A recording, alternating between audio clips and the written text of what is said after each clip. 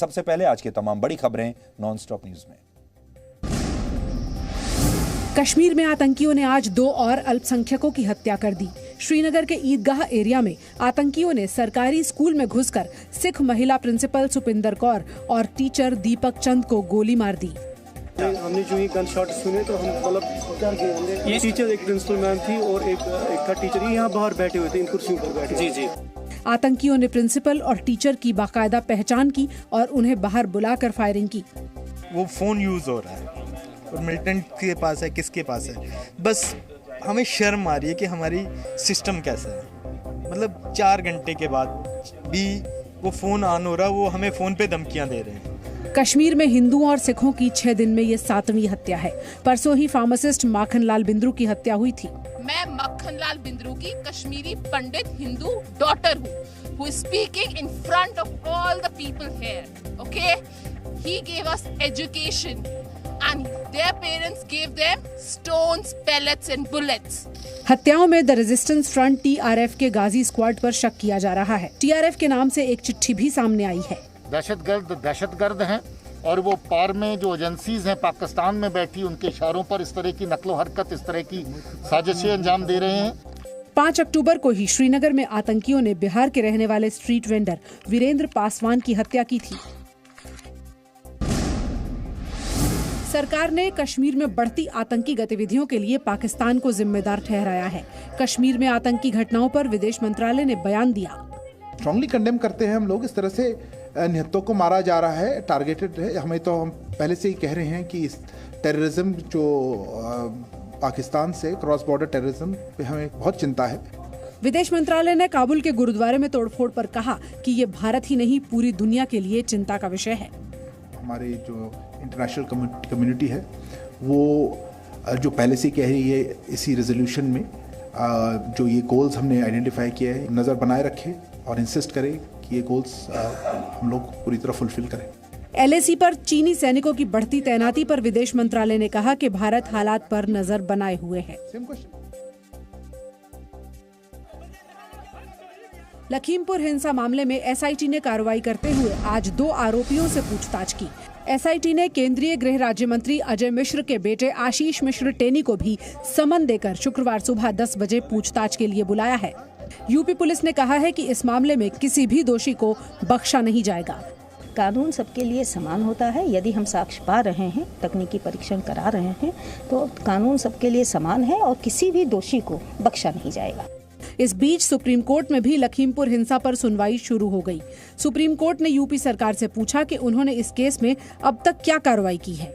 UP सरकार कल हलफनामा दाखिल कर सुप्रीम कोर्ट को स्टेटस रिपोर्ट देगी। उधर यूपी सरकार ने 1 सदस्यीय जांच आयोग का गठन भी कर दिया है। इलाहाबाद हाईकोर्ट के रिटायर्ड जस्टिस प्रदीप कुमार श्रीवास्तव मामले की जांच करेंगे। जांच आयोग 2 महीने में रिपोर्ट देगा और इस आयोग का मुख्यालय लखीमपुर खीरी में ही होगा। लखीमपुर हिंसा के शिकार किसान के परिवारों से आज समाजवादी पार्टी के अध्यक्ष अखिलेश यादव मिले। अखिलेश ने आरोप लगाया कि केंद्रीय गृह राज्य मंत्री अजय मिश्र और उनके लोग पीड़ितों को धमका रहे हैं। उत्तर प्रदेश में भी बीजेपी की सरकार है, उन्हें कहीं न कहीं लगता है कि सरकार है उनकी है, इसलिए उनका कोई गिरफ्तारी नहीं होगी। वहीं लखीमपुर से लौटकर कांग्रेस महासचिव प्रियंका वाड्रा बहराइच के पीड़ित किसान परिवारों के यहाँ गई। लखीमपुर में मारे गए 2 किसान बहराइच के थे। जो वहाँ पे मौजूद थे चश्मजीत गवाह, वो सारे कह रहे हैं कि उनके बेटे इन्वॉल्व थे इस मामले में। तो मैं जानना चाहती हूँ कि न्याय कैसे मिलेगा अगर वो मंत्री रहेंगे। लखीमपुर में पीड़ितों से मिलने बीएसपी महासचिव सतीश चंद्र मिश्र भी पहुंचे। कांग्रेस नेता हरीश रावत को लखीमपुर मार्च की अनुमति नहीं मिली तो वो बरेली में धरने पर बैठ गए। वहीं पंजाब कांग्रेस के अध्यक्ष नवजोत सिंह सिद्धू के लखीमपुर मार्च को सहारनपुर के पास रोक दिया गया और उन्हें हिरासत में ले लिया गया। बीजेपी ने कहा कि विपक्ष वोटों के लिए किसानों को भड़काना चाहता है, लेकिन वो इसमें कामयाब नहीं होगा। घायल हैं उन लोगों को 10-10 लाख रुपए माननीय योगी आदित्यनाथ जी की सरकार ने देने का काम किया। तो जब वो लोग इस बात से सहमत हैं तो राहुल गांधी जी इस तरह का बात करने का उनका क्या उचित है? प्रधानमंत्री नरेंद्र मोदी ने देश में 35 ऑक्सीजन प्लांट्स की शुरुआत की। प्रधानमंत्री आज उत्तराखंड में थे। ऋषिकेश के एम्स से उन्होंने देश भर में स्थापित 35 PSA ऑक्सीजन प्लांट्स का वर्चुअल लोकार्पण किया। पीएसए ऑक्सीजन प्लांट लगाने पर काम तो तेज हुआ ही, 1 लाख से अधिक ऑक्सीजन कंसंट्रेटर के लिए पैसा भी दिया गया। पीएम मोदी ने कहा कि देश में चिकित्सा व्यवस्था को दुरुस्त करने का काम पूरी रफ्तार पर है। 6 एम्स से आगे बढ़कर 22 एम्स का सशक्त नेटवर्क बनाने की तरफ हम तेजी से आगे बढ़ रहे हैं। प्रधानमंत्री मोदी ने आज ही सत्ता में 20 साल पूरे किए हैं। 20 साल पहले 7 अक्टूबर को ही नरेंद्र मोदी गुजरात के मुख्यमंत्री बने थे और 7 साल पहले प्रधानमंत्री बने थे। आयकर विभाग ने आज महाराष्ट्र में मुंबई, पुणे और नागपुर में कई जगहों पर सर्च ऑपरेशन चलाया।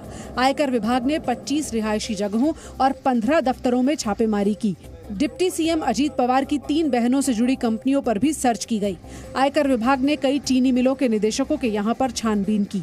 सूत्रों के मुताबिक इस कार्रवाई में 4.5 करोड़ से ज्यादा कैश और 3.5 करोड़ की ज्वेलरी जब्त हुई। वहीं अजीत पवार ने कार्रवाई पर सवाल खड़े किए। मला एका गोष्टीचं दुःख आहे की ज्या माझ्या बहिणी ज्यांची 35 वर्षापूर्वी 40 वर्षापूर्वी लग्न झाली आणि त्या त्यांच्या ठिकाणी अतिशय चांगल्या पद्धतीने त्यांचा संसार करतायत, त्याही 3 बहिणींच्यावर, एक माझ्या कोल्हापूरच्या बहिणीवर आणि 2 माझ्या पुण्यातल्या बहिणींवर त्यांनी धाडी टाकल्या। इस कार्रवाई की शुरुआत 23 सितंबर को हुई थी। इसके लिए 6 महीने से सूचनाएं इकट्ठी की जा रही थी।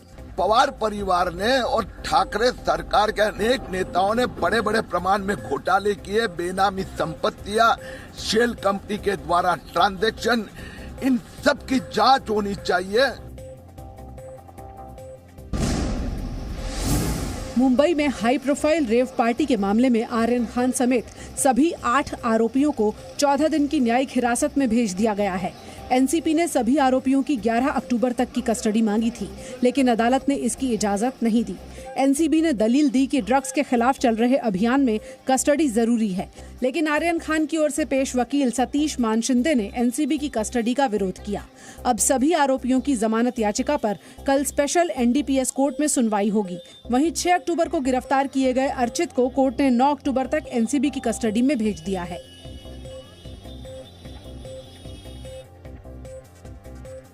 शारदीय नवरात्र के पहले दिन देश भर के मंदिरों में मां शैलपुत्री की आराधना की गई। यूपी के मुख्यमंत्री योगी आदित्यनाथ ने भी माता का पूजन और आरती की। वैष्णो देवी मंदिर में पहले दिन बड़ी संख्या में लोग दर्शन के लिए पहुंचे। कोरोना की वजह से 2 साल से ये संख्या काफी कम थी। वाराणसी के दुर्गा कुंड स्थित दुर्गा मंदिर में भी लोगों ने माता के दर्शन किए। गोरखपुर के गोलघर स्थित काली माता मंदिर में दर्शन के लिए श्रद्धालुओं की लंबी कतार लगी। बंगाल में कलकत्ता हाईकोर्ट ने दोनों वैक्सीन ले चुके लोगों को दुर्गा पूजा में पुष्पांजलि और सिंदूर खेला में हिस्सा लेने की अनुमति दी है। बड़े पंडालों में 45 से 60 और छोटे पंडालों में 10 से 15 लोगों को अनुमति है।